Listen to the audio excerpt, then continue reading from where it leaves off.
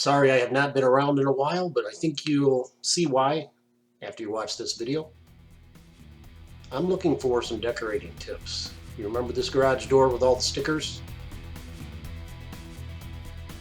Well, goodbye garage door.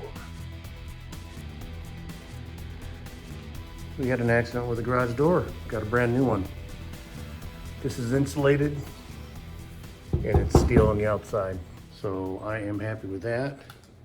But they put in all new brackets. All that's new up there. And it goes up higher too. I'm not gonna open it because it's pretty cold out there. So long story short, I'm gonna decorate this at some point. Maybe not in the winter time, but maybe going with steampunk or wallpaper. I'm not sure yet.